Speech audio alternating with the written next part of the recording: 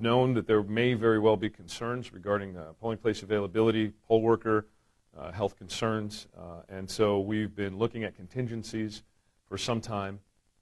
We've chatted with our stakeholder friends across the board, and at this moment we got to the place where we felt like it was important to be able to serve our voters and help the election day efforts of the Board of Supervisors, so really that's what this is. And how long did this kind of contingency plan did you have going in? How late could you go till, and how long did you wait? Did you feel like you wait? Well, we had conversations with the state capitol to see if we could get a limited declaration of emergency some time ago so that we could get these ballots out sooner. That didn't happen, and other counties had concerns as well along those same lines. And so unfortunately those deadlines passed.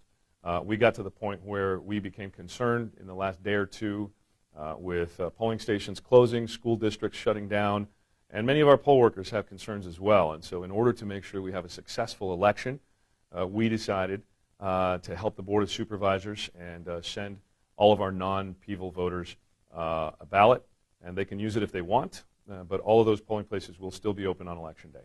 Do you feel like this has the potential of confusing voters at all? You know, that's interesting. There's a lot of different concerns that we have. I think the most important concern that we have is that voters should have the opportunity to vote. And so the instructions inside of the ballot packets indicate the last day that they are to be mailed, which was this past Wednesday. And so we're going to do everything that we can to make sure folks know that they should take those ballots in hand to any polling place, any emergency vote center, any vote center at all before 7 p.m. on Tuesday. Was there any consideration of possibly postponing from Tuesday? From the March 17th election? Yeah, yes. Yeah, I don't think that postponing this election would have made any sense. The reality is we've already received more than 250,000 ballots here in Maricopa County. We've already tabulated over 200,000 of those ballots, and this election is well underway. So given this boost that we're giving to Election Day, postponing it really doesn't make a lot of sense. What gives you the authority to do this process? Well, really the question is whether or not we're going to make sure that voting is safe and available for all of our voters. Under the statute, the voter can essentially command the county recorder, either by writing or orally, to send that permanent early vote list ballot, but there is no prohibition in law for what we're doing.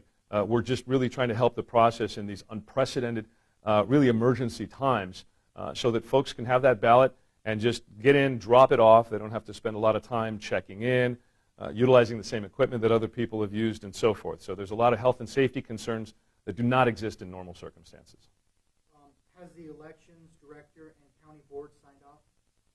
So the early voting director, who is under my authority, has signed off on this. The board is aware, the secretary's office is aware, the county attorney is aware, all of the stakeholders are aware of what is going on right now, and we are pressing forward to make sure that every voter has a ballot and that this election goes smoothly on Tuesday.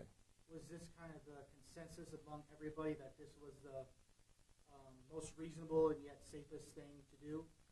You know, there's always discussion and differing opinions on these sorts of things, but in times of crisis, you got to be a leader, and you got to step up and say, this is the most important thing that we can do, and that's preserve the right to vote.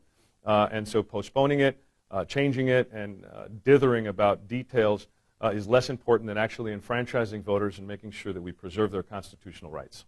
Is there anything that I didn't ask you that you want to let people know about voting, how this process is going to work, or anything that I didn't ask that you feel is important to know about? I think the most important thing for people to know is that we are not a postmark state. We are an in-hand state. So any ballot has to be in the hands of an election official by 7 p.m. on Tuesday, even if you get it in the mail on Election Day Tuesday. You've got to bring it into any of the vote centers, any polling place at all on Tuesday, 7 p.m. That's our deadline. And if they send it or mail it in, it does not count? If we don't receive it by Tuesday at 7 p.m., it will not count, and that's why we're asking folks to just bring them, drop them off, and then go on about their business. Anything else? No, I don't think so. Catherine, anything else? No, you got it all. All right, that's it. All right. Thank you.